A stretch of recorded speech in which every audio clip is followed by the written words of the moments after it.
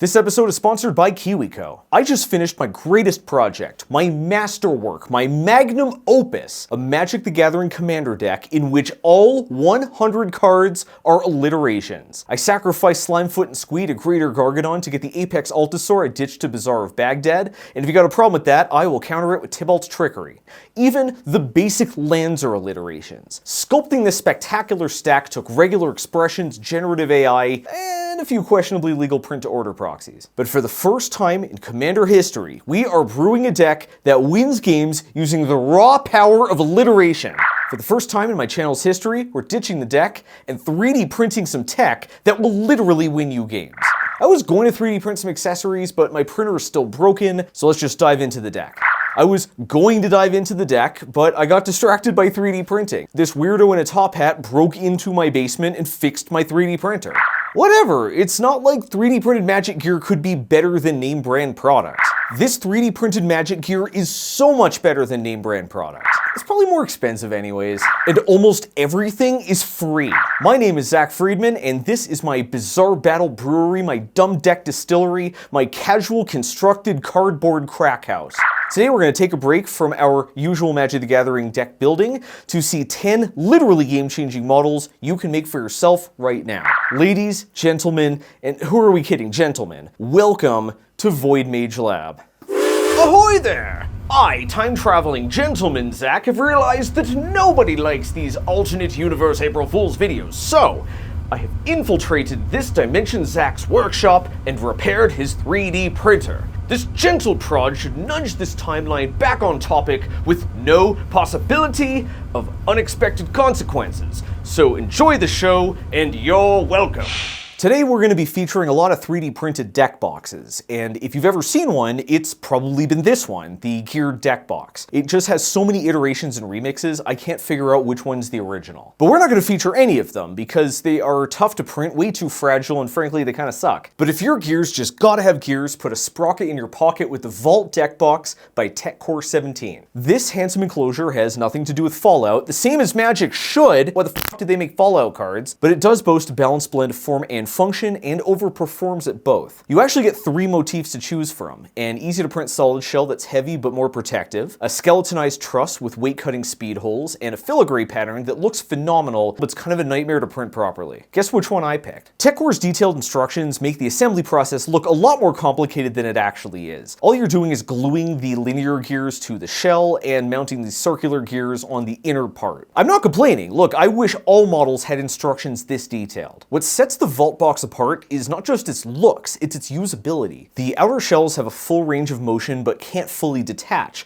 which means you can easily grab the deck and stow the case in a hurry. No chance of throwing a piece on the floor by accident. Who does that? I don't do that, that's for sure. When it's closed, this rotary latch keeps the box from jiggling open and thus keeps your cards in the box. But to help get your cards out of the box, you get this thin inner deck tray, a really nice touch that eliminates the awkward wing jangling if a card gets wedged in there sideways. I recommend printing this part in flexible TPU. Its thin walls are just too delicate for regular filament. I am going to be featuring a lot of wacky wild deck boxes, and while this is one of the best, my actual recommendation is the next one. But before we unseal the jank containment unit, I want to show you a different box from today's sponsor, KiwiCo. It's not supposed to be this crumpled. The guy who fixed my printer fucking stepped on it. Building new decks is fun, but sometimes you want to create something a bit more tangible, especially when there's a little maker in your life to build it with. Enter KiwiCo. Each month, KiwiCo Club members get a brand new high-quality project that gets them solving problems, learning how things work, and building skills to engineer their own ideas. KiwiCo's kits are thoughtfully designed to be age-appropriate and genuinely fun, so everyone from kids in preschool to tweens too cool for school will find something to sink their teeth into. In the case of the ice cream kit, maybe literally. That'll cause some brain freeze. Better hope your storm count's low. KiwiCo sent me their Trashkeball Eureka crate, build-it-yourself mini trash can with a hidden power. When you pop the latch, a mechanical linkage deploys a little basketball hoop that transforms the lid into a backboard. I use mine to store stacks pieces. I got to build a neat project, I learned some Physics 101,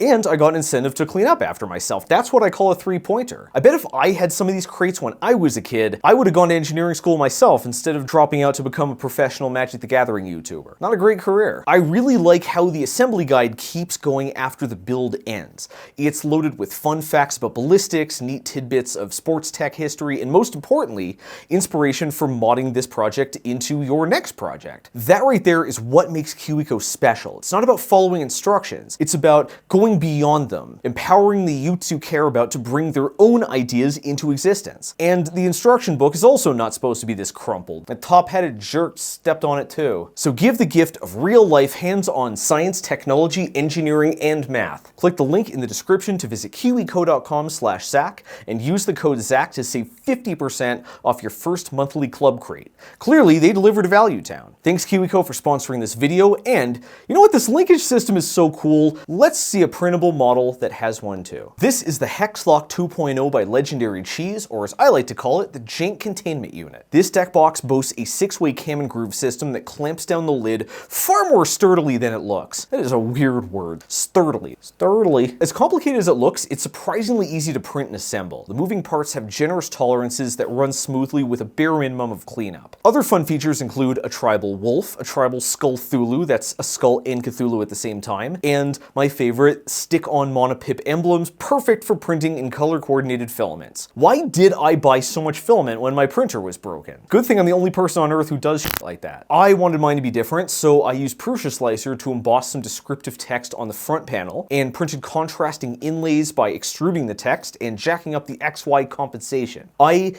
am really a natural at this printing stuff. I bet if I got involved in this sooner, I would have just done this whole channel on it, and I wouldn't be going down with Wizards of the Sinking Ship. Speaking of going down, my opponent's life totals are, and this little guy tells me how much.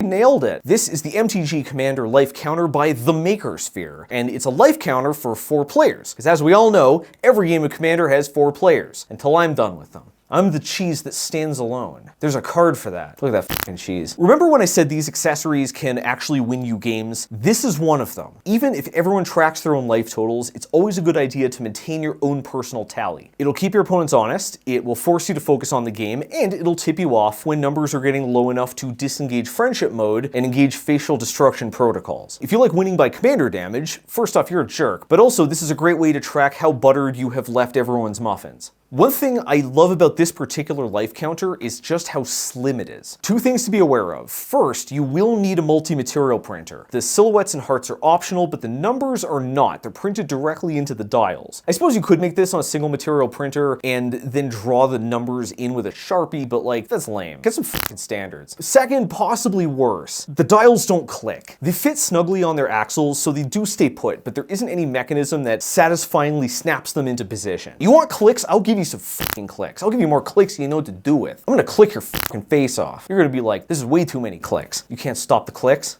Watching this on a toilet somewhere, you can't do jack shit. My absolute favorite life counter was not meant for Magic at all. It was meant for Munchkin. The Munchkin counter by, what the f does that say? Where on which earth did this Zack get a heads-up display? What happened to my monocle? Could these be ripple effects of my temporal tinkering? Inconceivable, carry on. The Munchkin counter by Agaslinsky was meant for the game that stomps you flat and eats your hat. The gorgeous gear-like motif lets you swap filaments part way for a crisp, stylish 2-tone look, no painting required.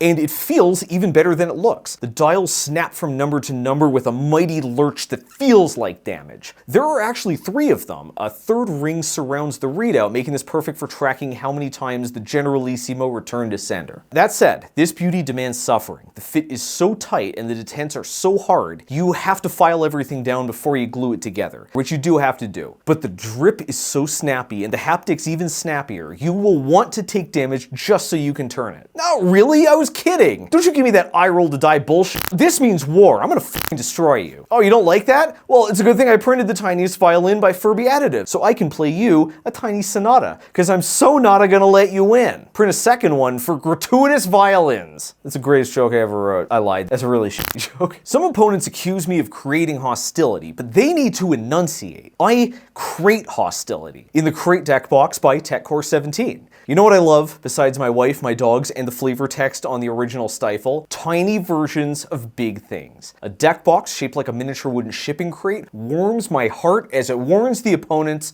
be afraid. Be very afraid. For maximum immersion, I printed this one in wood filament and glued on some tiny warning labels printed on my photo printer. Just learn from my mistakes and do a spot test if you're gonna hit it with clear coat. The solvents, like the contents, might make the ink, like your opponents, bleed. All you need now is a tiny forklift. But if the fork your deck likes lifting is food tokens, have I got the model for you. Legos Rock, great name, designed this wee little cartoon meat shank for the board game Battle for Midgard, and it is an awesome stand-in for life-gaining artifact tokens. For maximum verisimilitude, serve your feast from Satoku— wait, what the f— why is everyone's name so f***ing crazy? Sakoku Otaku's oven-shaped deck box. This is by far the least practical deck box I have ever owned. It's a nightmare to print, it's worse to assemble, and it is absolutely colossal. On the other hand, the attention to detail is delightful, and it's only so large because it's packing 3 generously sized storage bins, including a prove and draw. It says Guillaume Land on it because Sakoku designed it for Guillaume Master Chef. I've never seen this card before,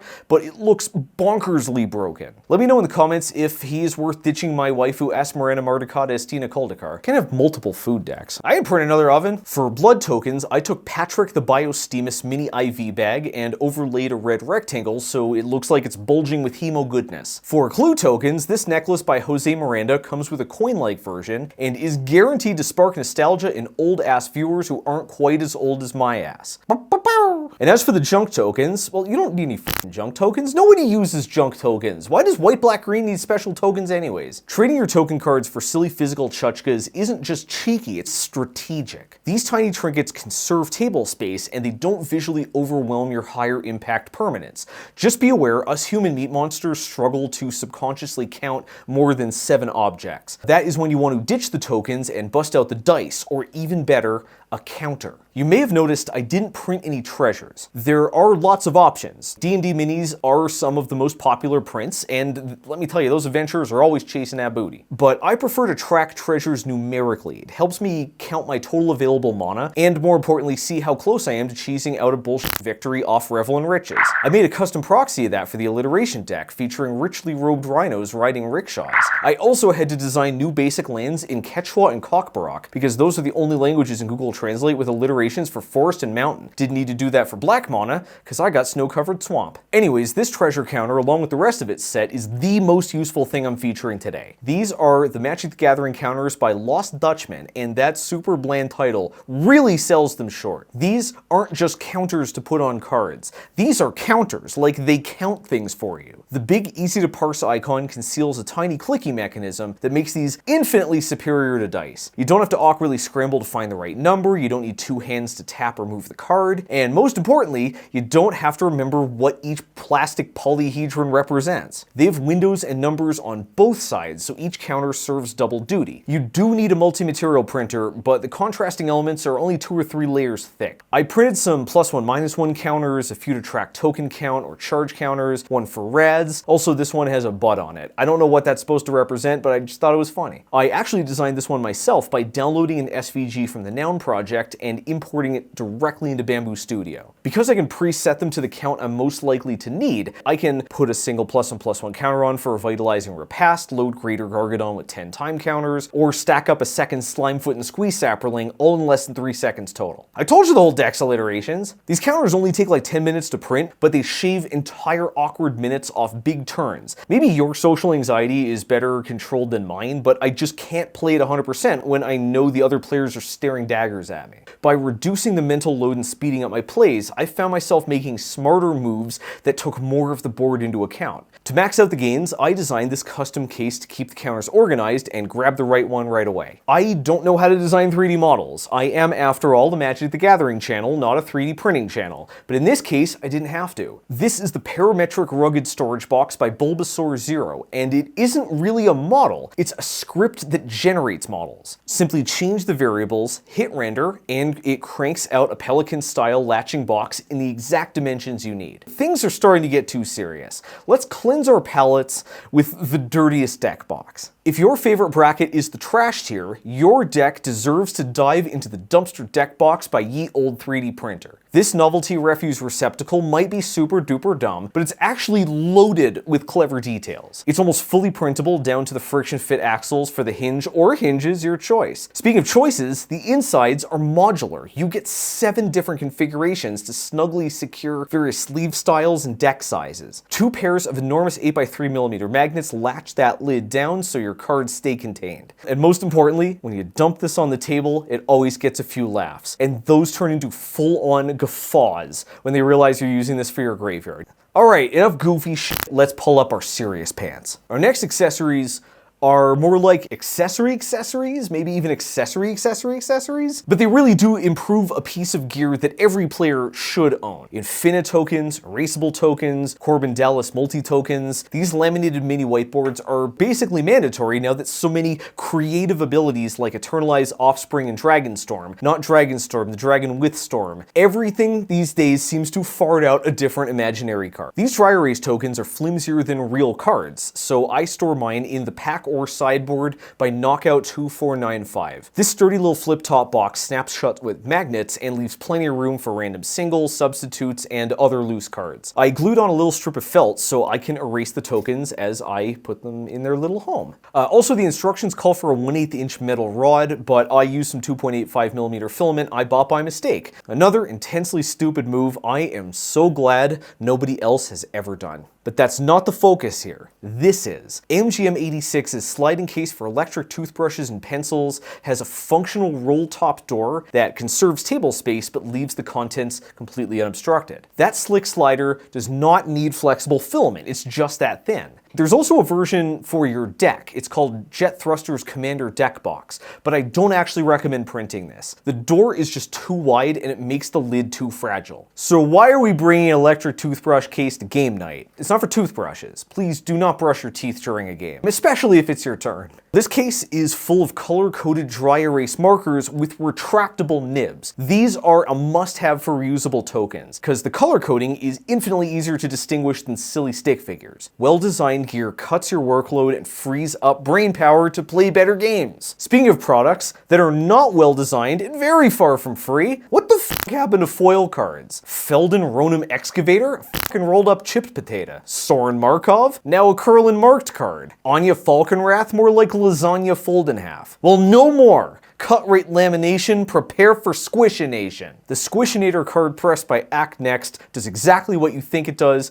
as long as you think it flattens cards. Just be aware, the Squishinator or a stack of books or whatever else you're using can't actually reverse the Pringleization process on its own. If the foil is inside the curve, you first have to drive some moisture out of the cardstock. If the foil is on the outside, you have to re-moisten it in a homemade humidor. Moist. Double sleeve it to lock in the freshness, then insert your deck. I said deck. Turn the screw and rejoice as the Squishinator mashes the air out of every sleeve away from today's overly sensitive cardboard. As long as Hasbro's CEO Chris Cox, no X in that, is strip mining us fans for yacht money, taco foils are here to stay. But we can solve a different problem that every duelist deals with. Your playmat is always precisely 1 inch too long to fit your bag, box, or backpack. It's science. But through the power of 3D printing, we can think outside the box by thinking in a tube. The Playmat tube by TechCore 17, wow, they really make a lot of magic stuff, keeps your oversized mousepad tightly rolled, no box required, and protects its surface from grungy tables and airborne snack foods. Since this model prints in Vos mode, it requires a bare minimum of filament and time, but it also offers a bare minimum of structural support. So I found something a little different. The Playmat holder, wall mountable by whatever the f this guy's name is. I can't figure out how to pronounce it. Maybe meant to mount your mat on a wall, but who says the wall has to be mounted to a building? I bolted a couple of these to the wall of my war chest, and wham bam, plow your ma'am, my mat is secure, and I've opened up more space to pack another gimmicky novelty deck box. Our final gimmicky novelty deck box. The one that kicked off this whole odyssey. This is the model that started it all, the perfect finishing touch to my dream deck of all iterations. It was not easy to build a functional Slimefoot and Squee Reanimator deck using nothing but cards whose titles are made of words that start with the same letter, and then I went to town on it. Inner sleeves with fracture foil, outer sleeves with instrumental iguanas, and this, the finishing touch. Seize the Spotlight, Shatter the Soul, and Barrier Breach are back-breaking answers to problem permanents, and if go-wide decks are going off, Grim Giganosaurus and Apex Altasaur will gobble them up. Nom, nom, nom, nom, nom. This is the Scooby-Doo Mystery Machine deck box by Little Ghost, and it is perfect. And those abilities are on creatures, so Slimefoot and Squee can reuse them over and over if opponents think they have a chance. It's the Mystery Machine. The alliteration deck lives in an alliteration deck box. And it even has all alliteration wombo combos. Slimefoot and Squee, Pitiless Plunder, and Ashnod's Altar make infinite mana to fuel Dino DNA and make infinite alliterations. This is not an easy print. It's larger than it looks, and almost every layer has 4 colors. You are going to need a full-featured multi-material machine, and if the printing process goes right, a day and a half of non-stop filament squirtification. It's not easy to lock down a commander that works from the graveyard, but if they do, we have more than enough ramp to just go to plan B, hard cast our huge creatures. I've also packed in some power plays like Portal to Phyrexia and Blood for the Blood God, which is an alliteration in German. And it has an umlaut, yeah? Porn wants every vowel to have an umlaut. Between do-overs, poop, and the model itself, I used almost an entire reel of filament. Add in the fee for the paid model itself, and this was really expensive as far as 3D prints go. It cost almost $25. Thanks to the reserve list, this card costs more than $2,000. I love this deck box. It just draws goofballs out of the woodwork so my wacky gimmick brew doesn't get its crap compacted by tier 4 bullshit every game. I love this deck, but I am so sick of watching my wacky gimmick brew get its stool stuffed by tier 4 bullshit every game. I shouldn't complain, it's not like I can get into a different hobby at this point. This printer opens up so many new hobbies. Let's just grab our decks and do some dueling. Maybe next time we'll forget the decks and just do some printing. Sweet Babbage's cabbages! The time streams are diverging too far! It feels like we're on the Titanic while Hasbro drives it full throttle into the nearest iceberg. And I'm now sailing the Titanic around the iceberg. The sheer temporospatial tension will tear apart the causal continuum unless we engage the tetratetratropic chronocube. Chief Timespace Engineer, engage the tetratetratropic chronocube. Hasbro only cares about greenbacks, so nothing is ever gonna change. When we fixed my printer, that guy in the green suit changed everything. This shit sucks. This shit rules. Yes, you do need to peel the protective film off the tetratetratropic chronocube. Yes, before you activate it. You did what? Oh dear. The Mystery Machine deck box is definitely the, where the hell did I put it? I played this game since Ice Age, and like what the hell is this? Where did I put this thing? Wait, where'd it go? Oh, here it is. I swear I checked there already.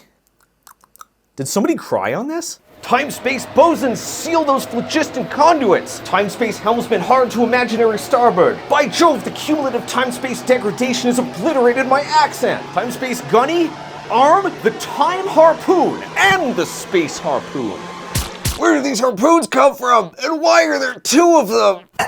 Splendid shooting, old bean! Time-space lieutenant, ready an away team, and recover the alliteration deck. I will write up a primer and put the deck list in the description. I'll also share the only alliterative basic lands ever created on patreon.com/Zack Freedman, though note, you do not need to donate to access those, although it would be nice. You can't actually copyright something made by an AI. Now, what do you say we see this video through? So yeah, I set out to make a deck, ended up printing cool stuff, and had a bit of an identity crisis. Speaking of expensive spells, I can only try new things like this because our patrons, not YouTube or especially not Wizards, pays our bills. Each video, I shout out 3 random laboratory maniacs, and today's are Svetoslav Velikov, Polarized Ions, and Apple Juice Lol MC. Special thanks to our Bolshin collaborators, ZomboDB, the Benevolent Misanthrope, Scott Reaney, Schleppy the Schwagster, SXP, Chuck Me Harder Baby, Microwave, Gridfy.cc, The Suits Ruined Our Fun, and Turner Zay. I've hidden their names like 4-4 apes in a random shot, eternalized them like 4-4 zombies in 3D printed plaques, and pumped them with 2 black mana so they are all 4-4 birds. Finally, our deranged assistants. I would love to read their silly names in full, but a judge gave me a warning for slow play. So thank you, Akelia, 3 Raccoons, Lydia K, 6A6F, Martin, Blammo, Maxluck, RTB, VK, Eddie, Iron Rain, Cody, James, Igerbox, Alex, Len Jesus, Sarah Clancy, Burnduck 3, John Loves Jen, Amanishi, Doomcrew Inc., Danny Devoid, DBD, Quantumly Tangled, Cameron, T-Kites, Craft Computing, Agent Maxwell, Antitux, Jeffrey Haas, Walrus, Zach, Dan Ryan, Big Bird Tommy, Tevin. This list is getting truly ridiculous. Sticks, Rob Cox, Cullen, Socks, Dr. Mrs., Crash Doom, Kevin, Roger, Spire, Water Heater, Eclipse, Zapf, Daniel Morgan, Bob Dobb, Shane, Paul, Gotham, Gerg, Greg? Is that supposed to say Greg? Trump, Sunburnt Cat, Nuclear Pie, Zan, PRD, Protag Kun, Queen Nat, Brad Cox, The Monk, Robo Keymao, Bill, Joseph, Chorance, Mike, Tony, Travis H, Bill, Onyx Plague, TR Fullheart, Kathy and Brent, Evanosaurus Rex, Rusty Flute, Spamuel, William, Stormby, My Printer Broke Again, Good Suck, Aaron Steers, Kermit, Trans Rights, Michael, Talon, SKL, Scroto, Alfinger, Right to Repair, Renaud, Brynwolf Schulte, Chris, Dez, No Disassemble, Cliff, Wuhan, Moonkin, The Orbital Mechanic, Charlos, Tactical Possum, Ergay, Cameron, Travis P, Viwatch, Clayton, Acorn, Lost Socks, Timor, Land Narwhal, Robbie B, Zack No K, Michael, The Krolster, Reagan, Quality Doggo, Cow Cabal, Period Clots, Dennis, Armakeel, Dale, Deny Defendi Pose, Rihanna 99 Urch, Jack, Prince Michael, Haley, Carrot, Nova, The Cune, Slippy, John, and Powerful CCH.